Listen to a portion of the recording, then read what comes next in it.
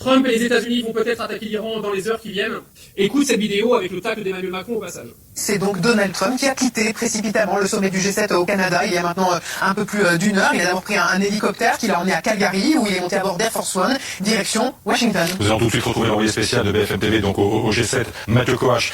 Ce départ de Donald Trump se solde par une passe d'armes avec Emmanuel Macron et avec cette phrase assez elliptique du président américain, il dit en substance « Mon retour anticipé à Washington n'a rien à voir avec un cessez-le-feu entre Israël et l'Iran ». Que faut-il comprendre ? Eh bien, il faut comprendre que ce retour est absolument énigmatique. Ce départ prématuré, il a été suivi par toutes les chaînes de télévision canadiennes ou américaines dans une ambiance tout à fait particulière ici dans les Rocheuses à l'ouest du Canada. Ce sommet, il a été tourné quasiment exclusivement autour de Donald Trump et de toutes ses déclarations contradictoires, parfois même incompréhensibles. Il a d'abord appelé les habitants de Téhéran à évacuer la ville. Certains ont pensé que Donald Trump était tenté par une entrée en guerre en Iran aux côtés d'Israël. Mais il a aussi annoncé qu'un accord allait être signé avec l'Iran et que c'est lui qui allait négocier. Il fallait voir la tête des autres dirigeants toute la journée, interloqués autour de Donald Trump. Alors il y en a un quand même qui le connaît mieux que les autres, un vétéran des G7 comme il le dit, c'est Emmanuel Macron, et il a adressé un message à Donald Trump et à Benjamin Netanyahu tout à l'heure. Écoutez. Je pense que tous ceux qui croient qu'en frappant avec des bombes depuis l'extérieur, on sauve un pays malgré lui-même ou contre lui-même, se sont toujours trompés.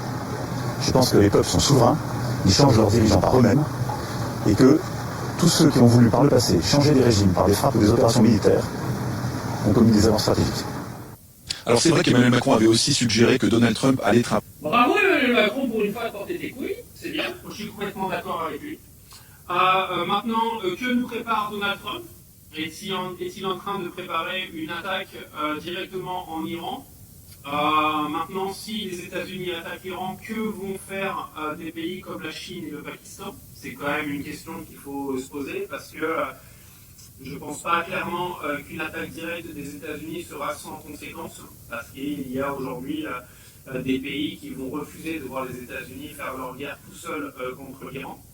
De toute façon, moi je reste sur mon point de vue dès le départ, c'est que l'attaque israélienne de vendredi pour moi était planifiée avec les États-Unis, même si Donald Trump vient d'expliquer que c'est pas vrai, mais comme c'est la plus grosse girouette qui existe dans le monde politique, on sait très bien que ce qui sort de sa bouche n'est absolument pas gage de vérité.